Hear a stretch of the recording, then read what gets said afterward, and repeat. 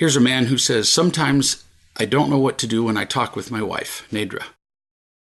If you don't know exactly what to do when you talk to anybody, even most of the time, you're doing pretty well.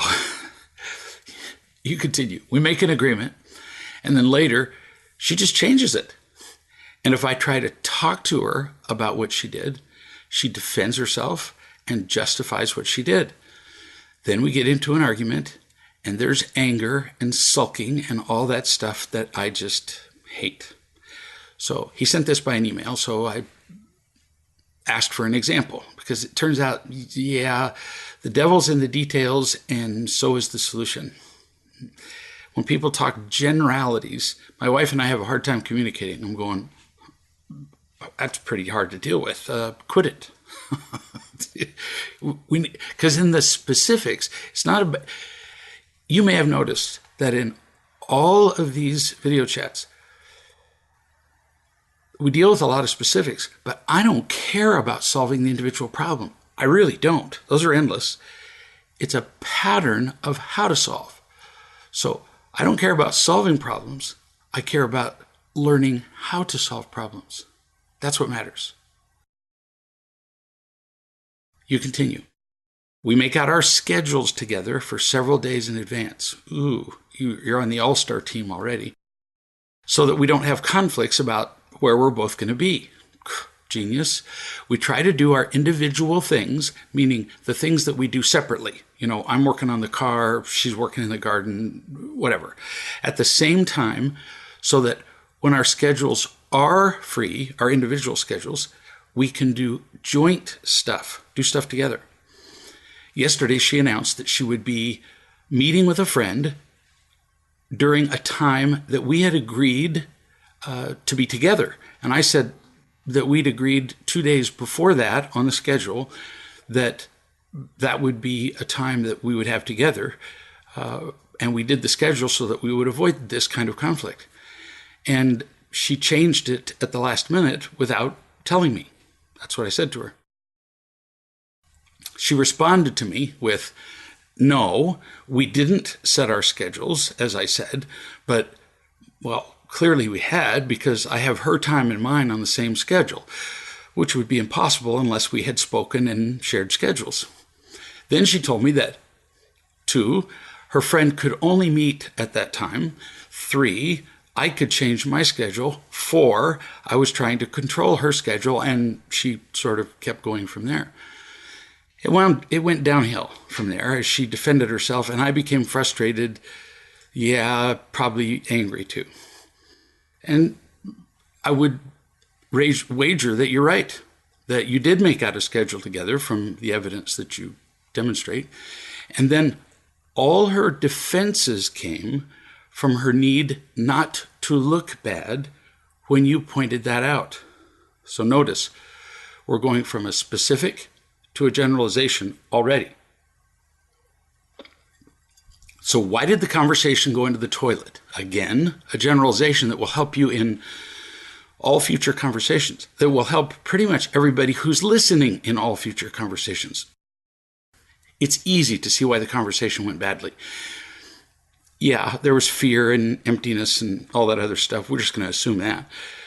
But without meaning to, Nedra changed the subject.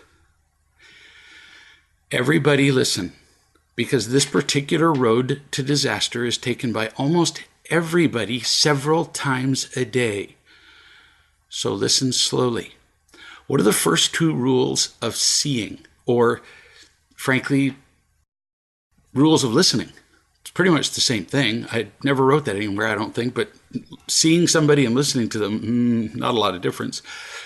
The first rule is 1 speaker. Now, see, there's the 2 of you involved, and she spoke first, but sometimes it's hard to tell who the speaker is, because one person says something that demands a response from the second person. So now there are 2 speakers. Nedra changed the schedule, and you had to respond. So who's the speaker? Well, both of you. Or the speaker may be continuing a conversation that had been begun earlier in the day or even yesterday by the other person or by both of you. So it can be confusing to identify the speaker. So let's see if we can get some help from the second rule. Second rule is whoever speaks first is the speaker. And I'm adding here something that's not written in the books, I don't think. Whoever speaks first is the speaker and determines the subject of the conversation. So who spoke first here?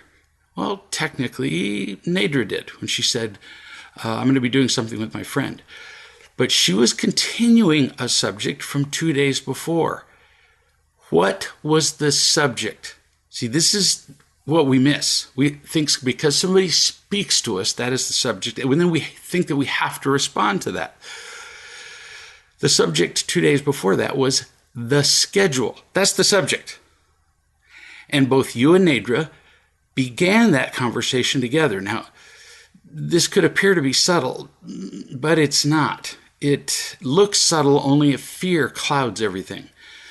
Actually, when fear clouds things, nothing's subtle. Everything's black, white, mostly black. The speaker and the subject are the schedule. That's what we're talking about. So Nadra changed the schedule, which means she also changed the subject. And when she brought in the conversation about her friend, she changed the subject again. She made the subject her. That's what the new subject is, and you didn't know that. You thought we were talking about the schedule, and suddenly she's talking about her. How do I know that? How do I clairvoyantly know that she changed the subject to her? Easy. Because everything she said after that,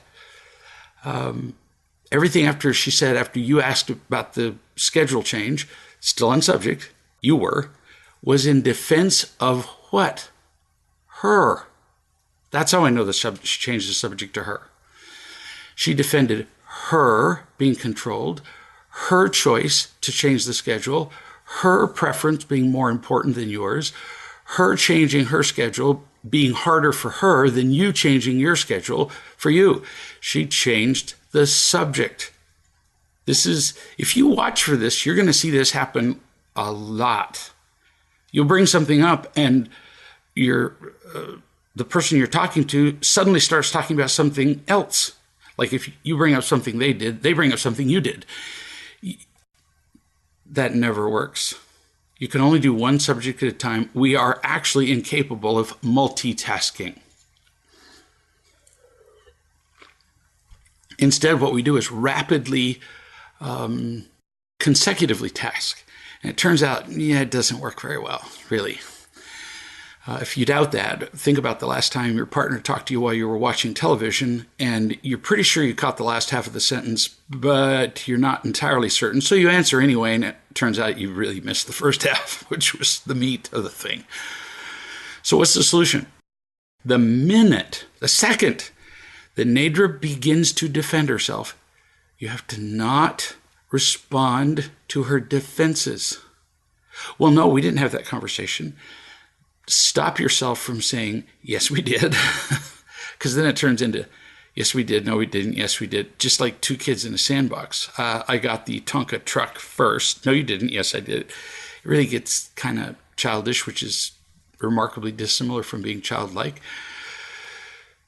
So you could just ask her some variation on this. Perhaps not exactly. I don't care. Nadra, I don't care anymore about X. In this case, her changing the schedule and her friend. So if we stop talking about that just for a minute, we'll get back to it. There's no conflict. We'll get to that. So relax. I care more about us and how we communicate. Can you tell me what I just said to you? When you said that she changed the schedule. You will almost certainly discover that she heard quite a different message from what you delivered. That's why she changed the subject. And you might have to help her see that she heard different things. Most of the time, if you say, what did I just say to you? Well, because remember, she's already lost in the forest of defending herself. Well, I don't know. So I'm going to help you. I'm not going to give you the words to tell her. But here's what she heard you say. And it's easy to deduce this because each of her responses to you is to what she heard. Oh, let me say that again. You want to know what people heard? It ain't difficult. You don't have to read their minds. Just listen to what they say. They're responding to what they heard. She heard you say to her, quote, "You broke our agreement, and so you're bad," which is what she heard as a child thousands of times. You said you clean your room, you didn't. There was a tone of voice, so you're bad. She heard you say that, even if you didn't say it. How do I know that? Because she denied even having the scheduling meeting. That's pretty heavy defending, considering that this conversation you had with her was yesterday. The scheduling meeting was 2 days before that. It was 3 days ago. Having a scheduling meeting isn't like, did I take 2 bites or 3 bites of spaghetti? Something that at least most people I know wouldn't remember. No, you took time out to do this thing. There's no way she just forgot it. No, she denies it. And she means it because she's in so much fear, because she heard, "You broke our agreement and you're bad." What's the next thing she heard? She heard you say, quote, "Your schedule is easier to change than mine." Now, how do I know that that's what she heard? Because she justified herself that her precious friend, could only meet at that time. So she couldn't possibly change the schedule since her dear friend, with whom she has a really important relationship, is just too important to put off. If she was simply doing the right thing or didn't feel guilty, all of this justifying wouldn't be necessary. And then she added, "You could change your schedule." See? So she did hear you tell her that her schedule's easier to change. Third, she heard you say this, quote, "I'm the boss." How do I know that she heard that? Because that's why she said that you were trying to control her schedule. See, which you would only say if somebody said that in some way they were superior to you and could control you. So what are the lessons here? They're just a few, and they're simple, but they're really important. So again, listen slowly. Everybody who's listening has these conversations. Everybody. So it applies to all of us. If your partner, and when I say partner, I mean girlfriend, boyfriend, husband, wife, boss, coworker, child, whoever, partner in conversation. If your partner reacts badly, they are defending themselves. And why would they be doing that? Usually, now, if you openly attack them, it would be just because they're afraid and you attack them. But if you didn't attack them, it's because of thousands of episodes in the past where they felt attacked, and that distorted what they heard from you. One common way to defend is to change the subject. I see this every single day, not exaggerating. They change the subject. Why? Because it confuses you. You start off with subject A, they go to subject B, and it involves some of the same words as subject A. So you're going, what just happened? Then you respond to subject B. They defend themselves. So then they say BB and you say AA, and then they say, well, 3 Bs to you. And then you respond with 3 As. Well, not surprisingly, this just turns into, again, a sandbox tussle. It confuses you, and they choose a subject, not intentionally, that they know they can control. My friend is important to me. You're the boss. When somebody says to you, well, you're trying to control me, how do you respond to that? If you say, yes, I was trying to control you, they go, see, and then they bring up 10 other incidents of you controlling them. If you say no, they say, well, yes, you were, and now we're back to the sandbox. So what's the solution to this, changing the subject? Figure out for yourself first, if you can help your partner to identify they change the subject. It is possible. I've done it many times with people. Figure out with yourself or your partner how the subject changed or to what. And then say, so I said A, you're responding to B. I promise we'll get to B, but it turns out we have to do A before we get to B. B is important, not dismissing it. So you're not going to be ignored, but we have to do A. It's just first. Cool. New subject. Here's somebody who says, I talked to my aunt, Samantha, today about real love, and during it, she told me that my nephew, Jason, her son, is gay. So I guess, to see the person who's writing it would be his or her cousin. Well, I've known for years that he was gay, but it turns out he had just told her. Samantha is devastated. She's worried about his salvation. She's worried that he's going to go to hell. She's not convinced it's true because he's had 3 long-term relationships with women, which is actually really common with both men and women who are gay. They did the socially acceptable thing for however long and then just went, I can't do this anymore. Jason's brother, Jason, the gay nephew, and his wife are quoting scriptures to him, and of course, he now avoids them. I wonder why Jason would avoid scripture quoting people who are telling him that he's going to go to hell unless he changes. It's shocking. You continue. Samantha needs to tell her husband, in other words, Jason's father, doesn't he? Not really, no. She could, not telling her she shouldn't, but she doesn't, because this is the way you phrase the question, she doesn't need to. Jason really deserves first choice on telling his father what he is. He's an adult. You kind of don't have an obligation to tell him unless you ask Jason, is it okay if I tell your father? Or unless Jason says, I've told my dad, in which case you'd already know, but do you need to? Not really.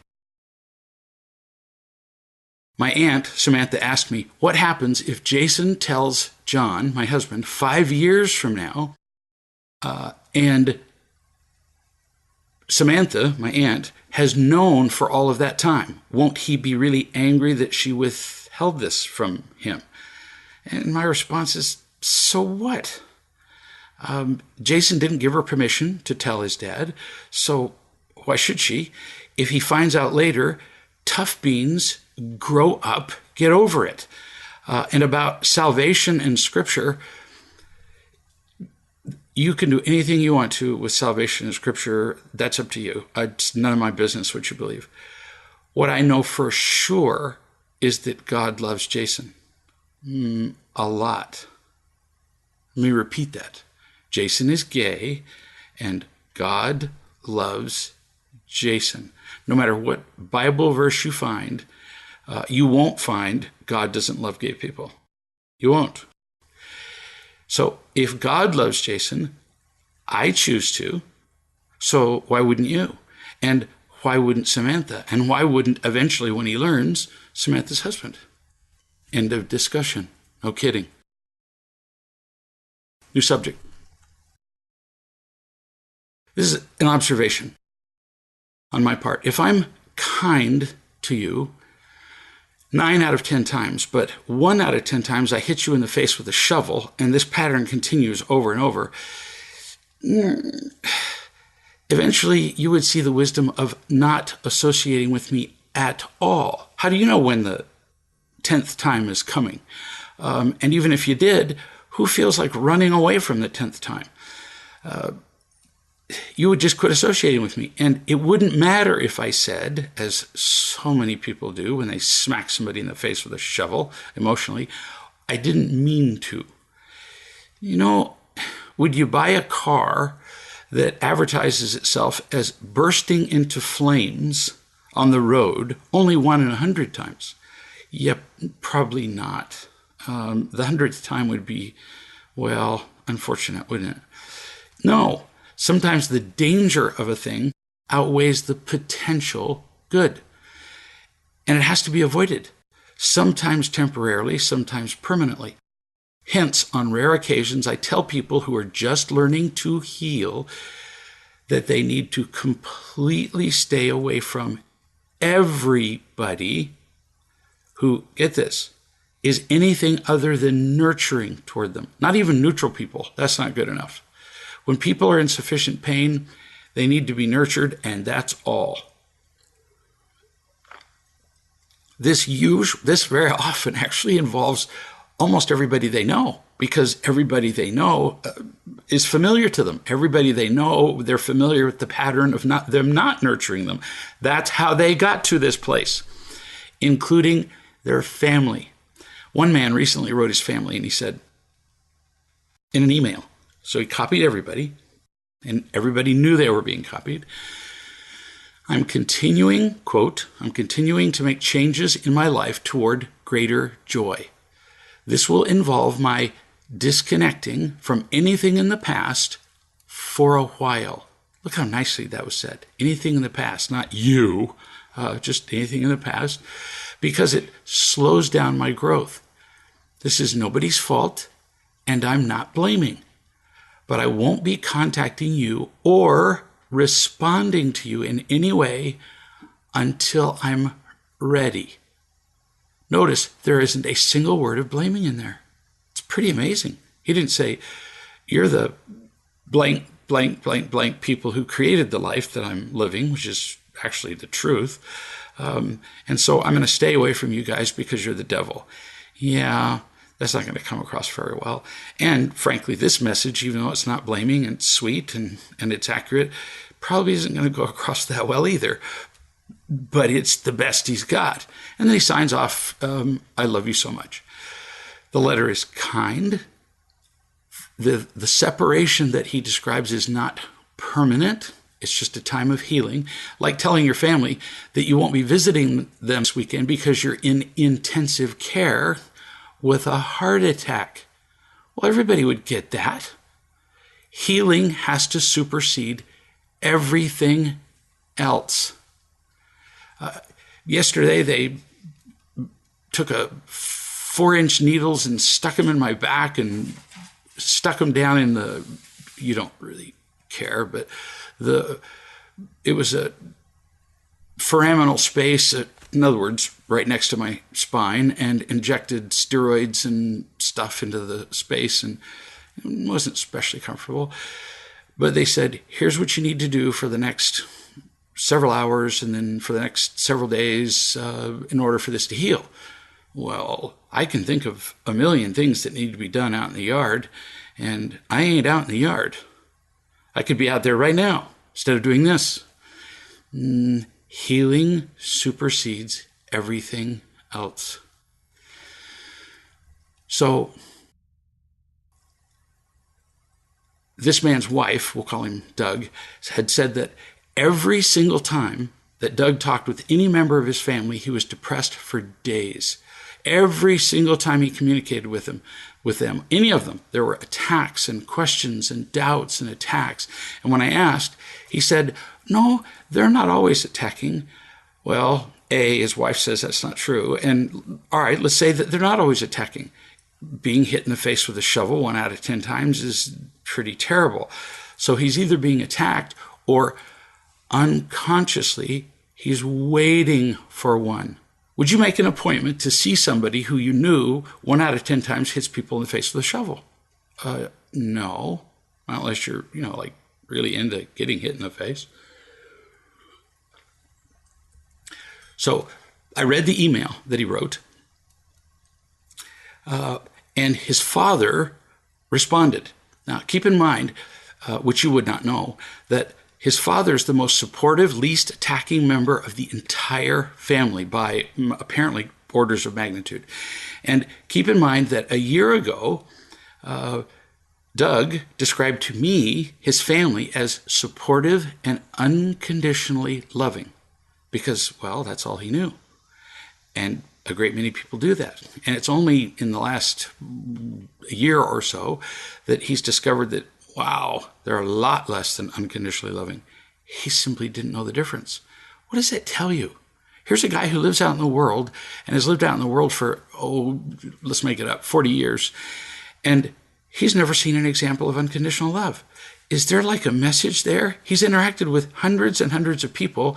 He's never seen unconditionally love, accepted his family's attacking as normal. Oh, that's a lot of people, and that's one guy. Now take all those people and multiply by all the people they know that they haven't seen unconditional love from. The world is overall not an unconditionally loving place, is what I'm saying, just mathematically. So his father wrote this.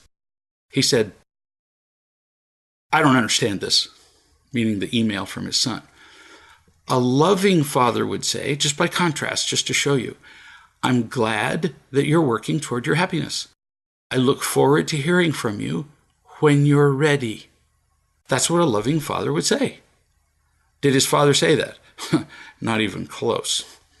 His father said, would you please explain further? Well, Doug couldn't have been a whole lot more clear, but look, I'm going to heal. I need time away from the past. I'll get back with you.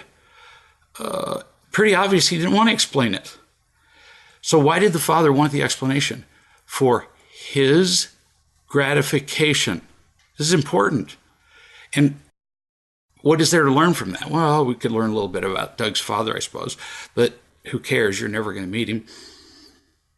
We need to learn that we ask a lot of questions that are for our gratification.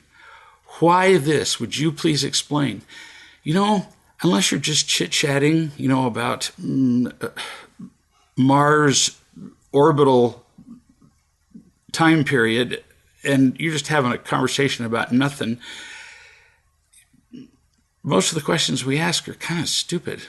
They're for us. They're selfish. Why did you do that? You're not really asking why did you do that. You're asking why didn't you do it my way? He asked this for his gratification, especially since Doug already said that he had to do this once before because of the attacks of his family. The whole family is in everybody's business. And Doug just got used to that.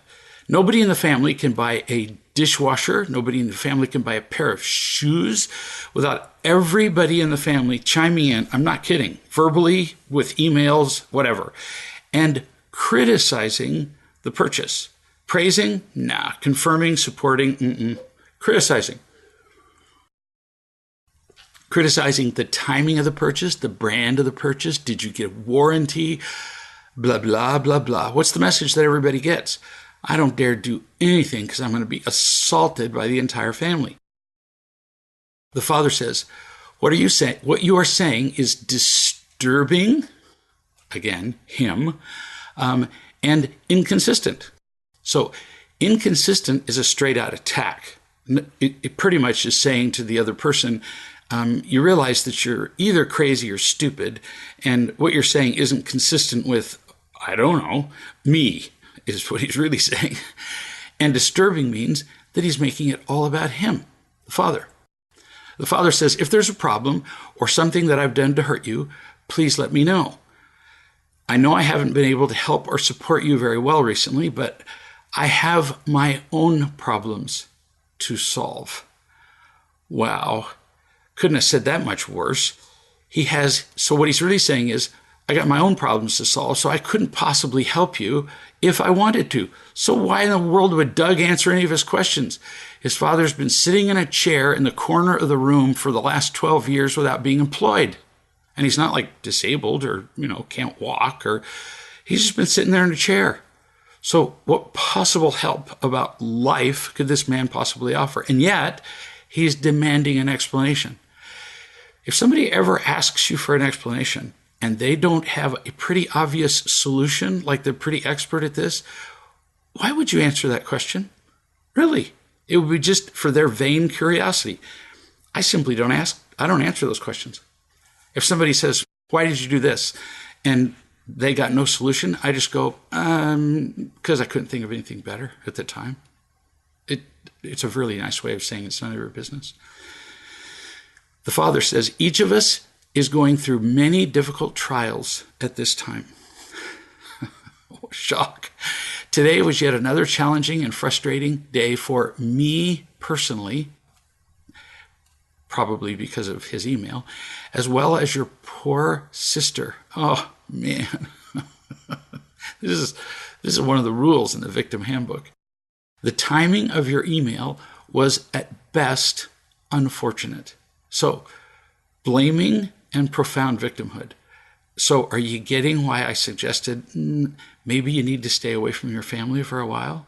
Because all he gets is attacking, blaming, victimhood, questions. It's awful. And this is the guy who supports him the most. Father says, your sister and I received it at a most stressful moment. Well, I've heard Doug talk about his father, and there apparently are no moments that are not stressful, which is why he's been sitting in a chair in the same place in the living room for 12 years. And this is the sister who was angry at Doug. I actually mentioned her in a past video chat because when he got married, he didn't get her permission first. You can't make this stuff up. So father takes everything personally, sister takes the whole family takes everything personally. Father says, it is urgent that we talk about this. Remember, this is the guy who's sitting in a chair for 12 years and, like he says, has his own problems to deal with and can't really help him. So what possibly could be urgent to you when you've been in a chair for 12 years? I suppose that the chair isn't broken. So when he says urgent, he's saying it's urgent to him, but he's not listening to you. It's just him he's talking about. The father says, I can't see anything in our past which would prevent you from growing. That's called absolute blindness and denial.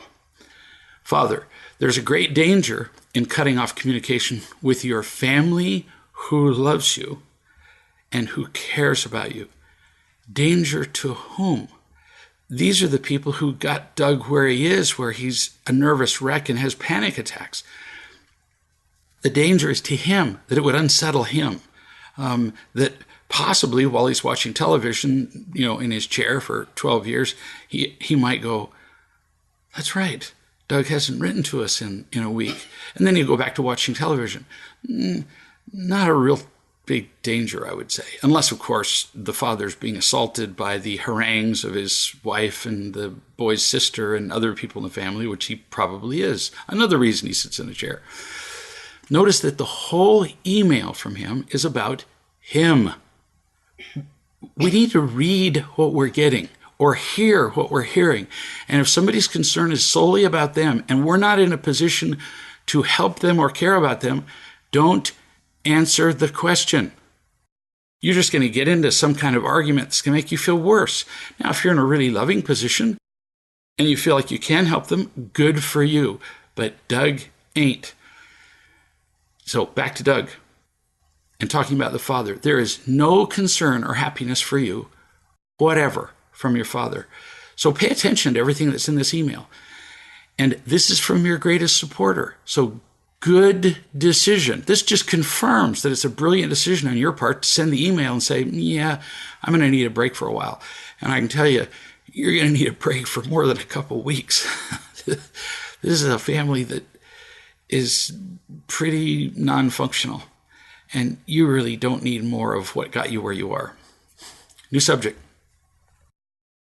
My husband, Sam, and I have been recently married. I brought with me an 8-year-old daughter, Brittany, with me to the marriage. Sam and I both have noticed that Brittany is disengaging and escaping into books. I've noticed her demonstrating exaggerated attention-seeking behaviors since Sam and I got together.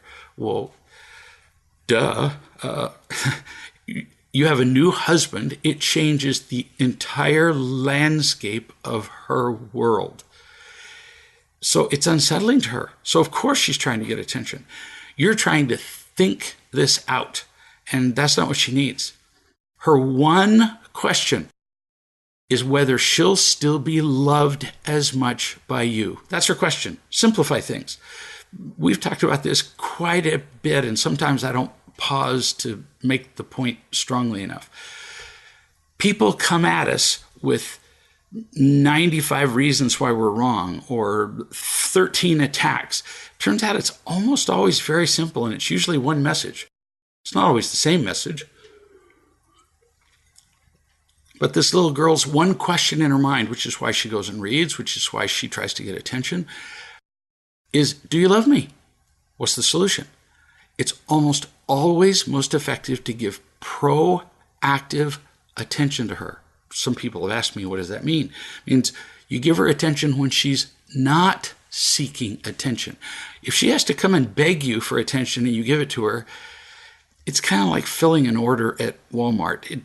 Nobody goes to the shelf at Walmart, picks something up and pays for it and goes, wow, I am so grateful that Walmart is here, because you paid for it. And if she has to seek your attention, she's paying for it. So what counts, I'm not exaggerating, 10 times more or more than that, is you going and finding her, putting her in your lap, reading the book out loud with her, looking her in the eye. You're just communicating in 100 different ways. I love you, I love you, I love you. Proactive attention that she doesn't seek. You continue. Yesterday, I sat with her alone and talked with her. Good for you. I found out that she feels alone and excluded when my husband and I are off doing things together, even in the same house as her. To a child, you're either with them and touching them and looking at them, or you're not. If you're in the kitchen a little ways away, they kind of notice you, but it just doesn't count as much. You continue, when we try to talk to her about her feelings or being responsible, she doesn't know how to respond. Gee, at 8? No kidding. She often changes the subject and deflects answering the question. Notice, the little child has learned at 8 what we talked about at the top of the video chat. If you want to defend yourself, change the subject. That's what she's doing. School comes easy for her, but when it comes to relationships and how to live, how to have friends at school, she's relatively crippled. And that's almost certainly because you didn't teach her what to do. So, solution again, proactive attention. And then once she feels loved enough as you give her that, then you teach her the subject called, nobody teaches this subject. We name the subjects algebra, geometry, history, ancient Roman cultures. We learn all that stuff. Go look at the course list at a university. My goodness, it's a 200-page book. But nobody teaches the course called living, life.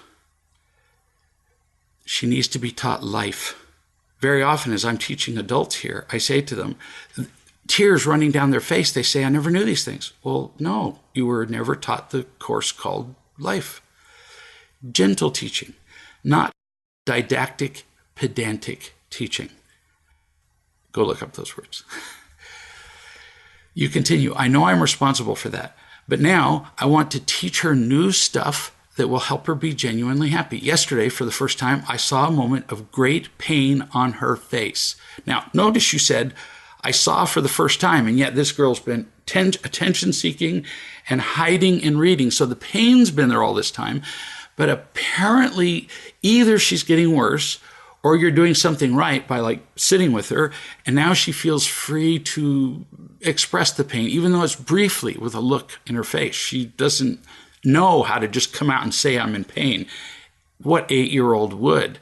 45-year-olds don't know how to do that. I don't think she realized that anybody was looking at her when she was in pain. After a few moments, it was like a switch flipped, and her face immediately changed to a big smile, and she acted happy and carefree. This is her usual state of being, the big smile and acting happy and carefree. I'm beginning to believe that she's extremely skilled at masking what is really going on with her. I think she's been hurting for some time, long before my husband Sam and I got together, and I think I've probably missed all of it. I agree. But how brilliant of you to see it now. Now you can do something about it. Until you see somebody's pain, how do you address it? You say, we started out with chores and trying to teach her responsibility. Well, that sounds wonderful. But the three things a child needs to be happy are to feel loved, be loving, and be responsible. So if you start off with responsibility and they don't feel loved, the lessons don't go very well. You say, now we're believing that she doesn't feel loved enough. Oh, hallelujah. So what can we do to help her? I'm going to say it again. I've said the word 2 or 3 times already. Proactive time. Time she hasn't asked for, time she hasn't begged for or whined for. You go find her, you sit with her, you look her in the eye, you touch her, you read to her, you talk to her. What proactive time. Lots of it. Eventually, you schedule time together, just you and she. Then you tell her that you've seen the feelings on her face, and it's okay to talk about those feelings she has. She hasn't known that. In her life, like I was talking about the guy who quit writing or talking to his family, and his father got all up in arms. He thought his family was normal. Well, so does she. So she needs to know now that it's not normal, and that if she has feelings on her face of pain, or if she feels pain, she wouldn't be seeing her face, it's okay to talk about them. She's not in trouble. You have to tell her that, really. Little kids are afraid of getting into trouble, all the time. How do I know? Because as I see adults and talk to them every day, if I say anything other than life is great and the sun is shining, they wonder if they're in trouble.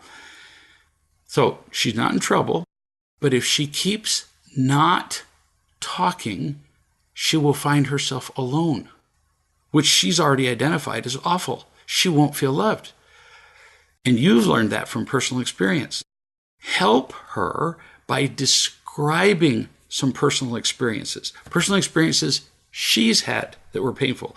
Describe some personal experiences you've had that were personal, so that she knows, so that you really understand how she's feeling. You do this, what we've talked about just in this brief period of time, you will start seeing changes in her. And it can be surprising if you do it consistently, how quickly you'll see those changes. New subject. Yesterday evening, my husband and I crossed a wide road in the dark on foot. There was oncoming traffic. My husband had taken my hand, but at one point I got scared by an oncoming motorcycle and pulled back away from his hand. My husband pulled forward to bring me closer to him and let the motorcycle pass. At that point, he got angry and then said, well, then just go by yourself. I'm not laughing at you or him. I've just heard these before. So you missed the subject.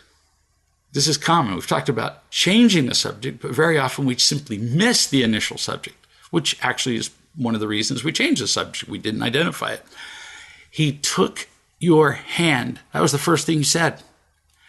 He was trying to be elegant, and I'm not joking. He was trying to be protective and loving. And you might say, well, he doesn't do that very often. Well, but he was then. When you resisted him, you refused his gift. So here he was being elegant, protective, and loving, which may have been unusual, but it was nonetheless a gift, and you refused it because you pulled away. I understand why you pulled away. You got afraid. Motorcycles coming at you at 100 miles an hour going, can be scary. But once you give your trust to him, because you put your hand in his, taking it back by pulling away can be insulting. It's like a slap in the face to him. I'm not telling you it's right. I'm just telling you that's what happens. You say, I crossed the rest of the road by myself. And as soon as I caught up with my husband, I said, that was stupid of me not to cross the road with you. Honestly, I was not convinced that 100% that it was stupid, but I thought it was a good thing to say. And he said, what did you say? And I repeated it. It was dumb of me not to follow you. And to my surprise, his anger vanished. He went from, pre-rage at me, a conversation that would have gone on for hours and ruined the rest of the evening, to nothing. This is the first time I've ever seen his anger disappear so fast. Thanks for teaching me how to love my husband. Well, you're welcome. But you are the one who did the brave and loving act. You pulled away from him. You distrusted him. Understandable that you did, and almost certainly reflexive. But then when you got to the other side of the road and you saw that he was angry, you said, I was wrong. Even if you didn't entirely understand how, you were. Now you understand better why, because you were refusing his gift of taking care of you. But you're admitting you were wrong. I was wrong is far more romantic than I love you. Beautiful job, honey. New subject. Today, my mother sent me the following message on Facebook. Hey, Mark, I saw that you were online and I wanted to say hi. This is what I came up with as a response on Facebook. Mom, when you message me like this, I feel like you're trying to steal or grab my attention, like being ambushed. And then I'm not willing to reply. If you'd like to have a conversation with me, it would be best for me if you asked directly by phone, by email, by text, whatever, and gave me the opportunity to say yes or no. Do you have any thoughts? Yeah, I do. You're right. I would recommend, though, that you don't give her the whole lecture. I feel ambushed and all that stuff. You might consider saying something like this. Not these words, but the sentiment. Mom, I saw your message. If you would like to have a conversation, it would work best for me if you asked directly if it was a good time for me or not. Poof, done. Because she was kind of ambushing you. Instead of having the courage to email or text you directly, on Facebook she goes, oh, I see he's there. I've got him. There isn't a person listening who doesn't understand, who doesn't identify with that feeling. You wonder if you're going to bother somebody. You wonder if they're busy doing something else, but as soon as they come up on whatever, Skype messaging or Facebook or whatever, you go, they can't tell me they're busy doing something else because there they are. Yeah, turns out people don't like being ambushed all that much. So really good message. New subject. This is from a woman who's been practicing real love for years. She said, I recently had some medical symptoms, so I had some testing done. I chose not to inform my children until I had some definitive information. I wanted to know more before I talked to them. No cause of my symptoms was discovered, and they gave me some medication to treat the symptoms. When my daughter found out, she was quite upset that I had not given her a blow-by-blow during the entire process. This is hysterical, and I mean that on multiple levels. It's funny, and it's also hysteria. How could she be affected by something she didn't know was happening? Unless she's saying that after learning about the process, that she resents being left out of the drama. She missed out on some drama. How dare you rob her of the opportunity to be all dramatic? This is a hallmark of drama addicts. They need a fix from other people all the time. You see them on Facebook 24/7 because they're just looking for something to passionately agree or disagree with for the drama. Facebook, gossip, whatever. So way to go, you, to keep her out of it. People don't need to know everything. And yet in this world, they kind of think they do. In this world, I'm old enough to be astonished by the rapidity of the change in the world. I mean, in the past, you'd send somebody a letter and it would take 7 days to get there and then take them a while to, handwritten, of course. When I was, until I was 20-something, it was considered insulting to send somebody a typewritten letter. Really, it was too impersonal. So you hand wrote the letter, which took me 2 weeks. I just hate handwriting. And it took a week to get there, and then they'd have to handwrite a letter for 2 weeks and then send it back to you. And so it's hard to sustain the drama because when you write a letter that takes that long to get a response, by that time, you don't know if they're dead, kidnapped, or what's going on. But these days,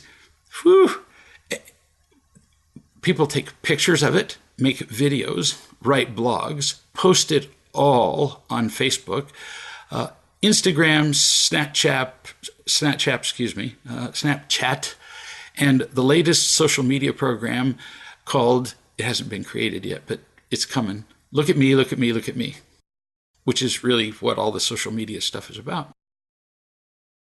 You continue. She insisted that she doesn't feel close to me when I keep things from her. I'd appreciate your suggestion of how to have the conversation, as it will surely come up when we visit together in person in a month. Again, not telling you what to say, just a general description so that you have the confidence to know what to say. The only reason I even ever suggest words from time to time is that one of the fears we have about conversations is, if somebody says this to me, I don't know what to say. And then we freeze, and we're afraid of freezing. So here's a thought. You could say, you were fine while it was happening. In other words, while I was gathering information and taking care of the symptoms, and yet you didn't know anything about it. So you were fine. So clearly, you don't need to know all the details in order to feel close or happy, because you didn't feel any more distant or unhappy not knowing. After learning about it all, you felt left out. But see, that's based only on the assumption that I was leaving you out. I wasn't. I simply didn't want to increase the drama. Now pay attention. You don't say the drama in your life, because she's really not going to like hearing that. I simply didn't want to increase the drama in my own life, which is my decision, by recounting every little step of the process. This wasn't about you. You don't need to mention all the advice, worry, extra emails, and so on that would have been involved. You made a decision for yourself. I know people who've gone all the way through to a terminal illness and not told their family until they were on their deathbed, and they spared their family a year, 2 years, 3 years of drama, and gathered the family together and said goodbye. I mean, when somebody dies in a car wreck, there's no preamble. There's no discussion. In 3 months, I'm going to have a fatal car accident, and everybody grieves, but nobody would have benefited from knowing it was coming in 3 months. They would have just cried and been dramatic for 3 months. Same here. New subject. This is a woman who writes about her husband, who is an alcoholic. He drinks occasionally during the week, drinks all weekend. He gets depressed, has obvious emotional pain, and makes a drama out of everything. I suggested that she not participate in the pain and drama. It doesn't help anybody. If somebody's already being dramatic, and you are too, they've lit their hair on fire, now you light your hair on fire, and this does not make the fire less. She's not strong enough to handle it, since every time she tries, they have arguments, and the drama is worse. So if she tries to decrease the drama, it gets worse. If she participates in the drama, it gets worse. What's the solution? Don't participate in the drama. She can't, at this point in her life, love him enough to help heal his wounds, as really very few spouses are. So she said, what would not participating in an alcoholic's pain and drama look like?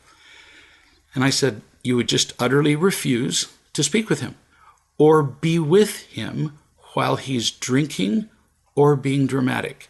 Notice I pretty much equate the two. If you're drinking, there's no sense talking to somebody who's drinking, because they're not there anyway. And when somebody's being dramatic, who they are isn't there either. They're drunk on drama. Essentially, this means while he's drinking, you live almost parallel lives, because you just decide not to live with all that stuff. Or you choose to leave him. I'm not making a recommendation either way, but those are the two obvious choices. And you both win either way. Second email. She wrote back after I said that. I've been doing my best to implement the last statement you made about refusing to speak with my husband while he's been drinking or dramatic. My consistency needs a bit of work, so does everybody's, but I'm getting there. We had a relationship meeting. Stunning. And I told him the choices I would make if he made certain choices. For example, if he chooses to drink, I will not engage with him. I told him what that would look like. And that it's because I'm incapable of being loving, or at least not unloving around him while he's like that. I tried being physically around him without speaking while he was drinking and still respond to just simple questions. Yeah, that didn't work either. And of course it doesn't. When people are drinking, they get kind of nuts. They just are not in their right mind. So you continue. What do I do when he chooses to drink when we're out with friends? Because then I feel kind of trapped. Do I make my excuses and leave? Well, this isn't hard. First, you've proven what we talked about. He can't handle his drinking, and neither can you.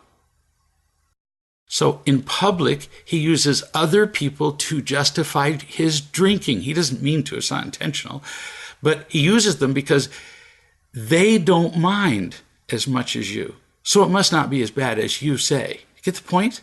Because whoever goes up to somebody who's, I'm not falling down and breaking things and hitting people drunk, but, loud, obnoxious, almost never does a friend have the courage to say something to somebody who's drunk like that. So he uses the public to justify himself. So yes, if he starts drinking, you leave. It's not even about your being unloving to leave when he drinks. When he drinks, he has already chosen to leave. Do you get it? When he drinks, he's gone. So he's not there.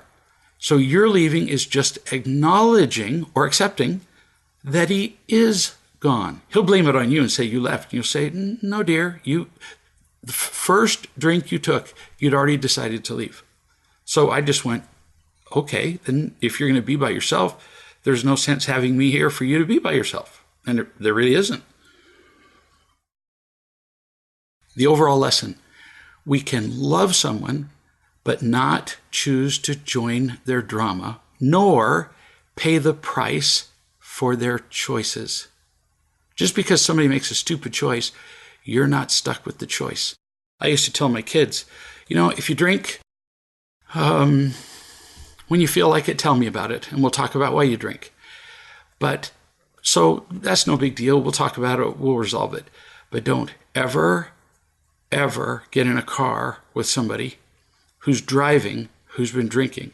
If you do that, you will get in trouble. You'll lose your driving privileges, pretty much forever, and won't be able to drive. That doesn't seem linked, but it proves that you're too stupid to know the severity of the effect of drinking and driving. So you don't need to accept the choices of other people, even when they pressure you to do that. Even when all your friends say, oh, he's not that drunk. You're kidding. The studies on drinking and driving are just conclusive. After one drink, you don't judge driving as well. After two, you're kind of stupid. Same with your husband. So you just will go home. It's actually the loving thing to do. And that answers the question that we always ask. What would happen if I brought love to this situation? Well, everything would change. You don't stomp out of the room when he's drinking. That's not loving. You just lovingly leave him alone to his pain because you've already proven you can't heal his pain. Let's all ask that question this week, the whole week. What would happen if I brought love instead of anger to this particular situation or circumstance or this relationship? Really has enormous benefits, unspeakable. We'll talk again in a week.